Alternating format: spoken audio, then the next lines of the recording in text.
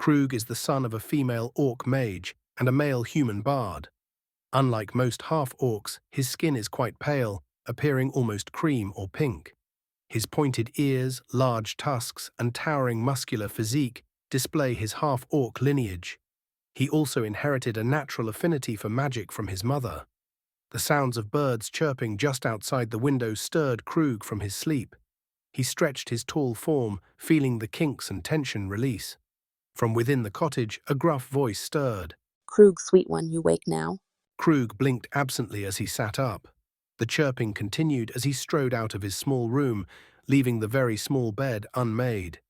He entered the living space as a quite brutish green-skinned being was hunched over the counter. Turning around, staying hunched so as to not scrape another hole in the roof, Krug's mother looked at her perfect son gleaming. You sit, eat your breakfast, but why you up so early? The birds woke me up early again, Ma. The large mass of orc grinned and strode to the door. Me deal with this, me little war club. Krug's mother forced herself through the tiny door as Krug sat down to the table to dig into his breakfast. The massive pile of meats and large drum of ale looked daunting, but his half-orc stomach growled loudly, rumbling the chair he sat in. From the open window in the kitchen, he could hear weird noises, rough, guttural, orcish curses. It was hard for him to pick out the specific words, but he could hear something along the lines of stupid squawk flaps. I crush you. The sound of chanting could be heard, followed by a flash and whoosh of energy crackling.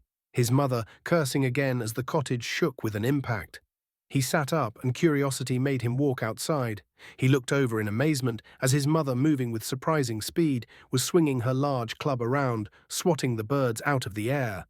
He saw a large hole near his window and blinked wildly as if he was dreaming. Me sorry, Krug, dearest. Me fix hole mommy make.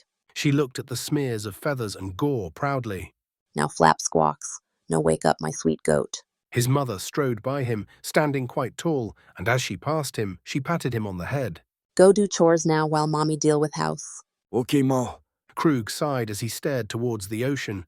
If only he knew his father could be here to aid in his chores. He strolled down the path, heading down the hill to the roughly built ramshackle building that stored their animals. He went about his day feeding and tending to the animals. His favorite goat Snuggles sat in the perfectly built pen.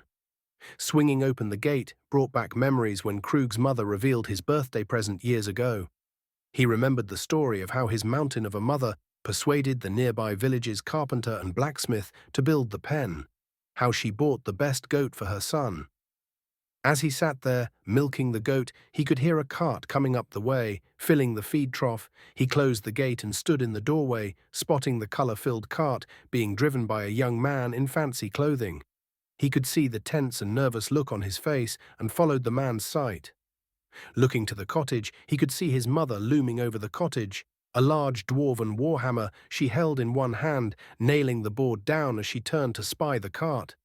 The amusing thought of what was to come made Krug saunter up the hill. As he reached his mother, the fancy human male was violently shaking as he walked up very slowly to the two, carrying a large package and letter. This is for you. He spat out, the fear now making his face white as milk. Krug's mother picked up the package, looking it over and eyeing up the poor man. Why you come here? Why you come bring Krug this? We know here from Music Man Group for long time. Krug father never talk us. What you want? His mother gripping the hammer's handle harder now. I was told to deliver this to you. He shouted as he ran back to his cart, scrambling up to his seat. The terrified young man sped off as Krug's mother looked at him somberly.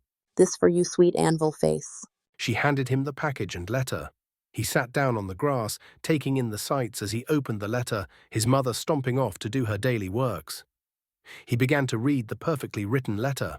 Dear Krug, I, Master Kong Aline, leader of the Bards College, hope this package finds you for your upcoming birthday.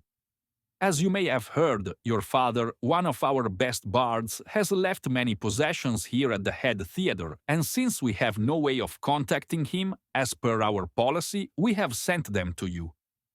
We hope your dearest mother, Skull Crucia, Ear Crier, has received her monthly dividend of gold as per our agreement under the Wandering Bard fornication that leads to offspring clause. We hope one day that you may join our ranks and follow in the footsteps of your father. Sincerely, Master Kong Alin. Krug opened the package, a large, weirdly shaped instrument laid packed carefully in the box. He pulled it out and handled it carefully. His hands drifted over the keys as his other hand drifted to the handle. From that day on, Krug practiced. His mother taught him everything she knew. His life seemed perfect until the day he decided he wanted to set forth from the comforts of home. With tearful goodbyes, his mother sent him on his way, sent him with her old club and a large pack. She directed him to the Bard's College, where he studied under his father's friends and colleagues, always making sure to write home. His life was entertaining, playing for crowds, clubbing patrons that did not recognize his talents. His adventures led him to the military town of Rotidido. After a long drawn-out and clearly a scam to enter the city, he started his search for a performance space, always on the lookout for someone who may know his father's whereabouts.